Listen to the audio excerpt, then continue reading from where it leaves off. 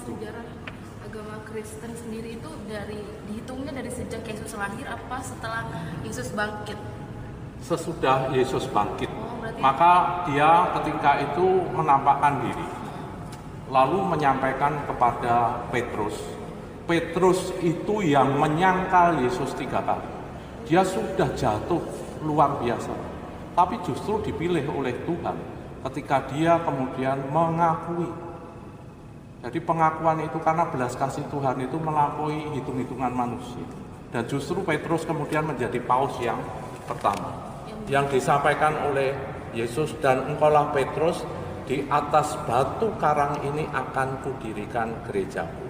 Maka Petrus itu juga bernama Kefas, yakni batu karang.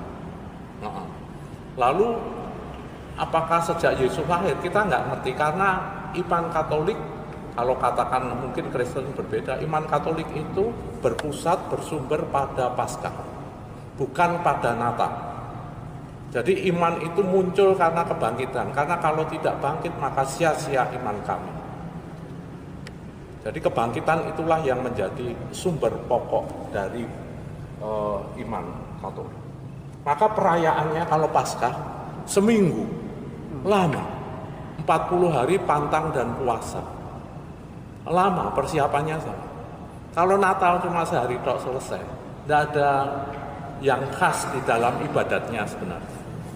Paskah itu yang kemudian menjadi luar biasa. Makanya kalau melihat kok di Katolik kok lama sekali ya, ada Minggu Palma pakai daun, ada pencucian kaki, kemudian ada penyalipan, kemudian ada visualisasi jalan salib, ya melihat itu. Lalu ada upacara cahaya, lalu minggunya kemudian juga baru hari raya Paskah. Jadi begitu.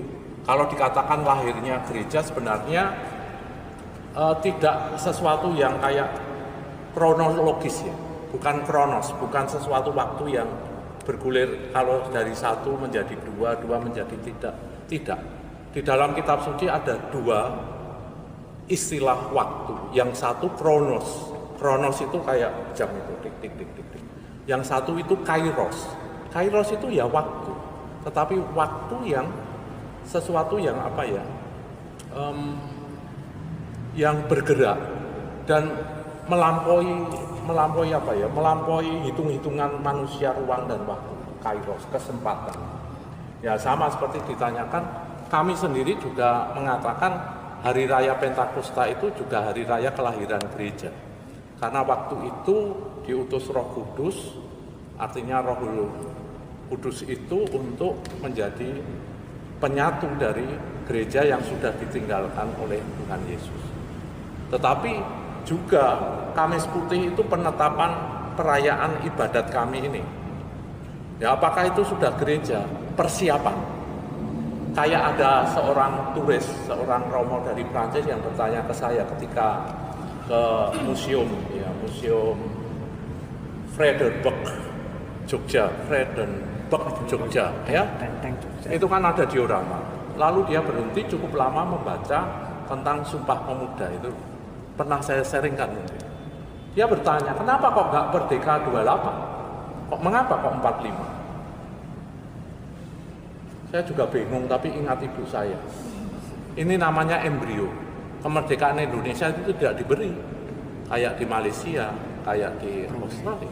Tetapi kita ini berjuang, jadi ini embrionya sampai kemudian lahir di 45. Demikian pula dengan gereja, bukan sesuatu yang gitu enggak, tapi kairos.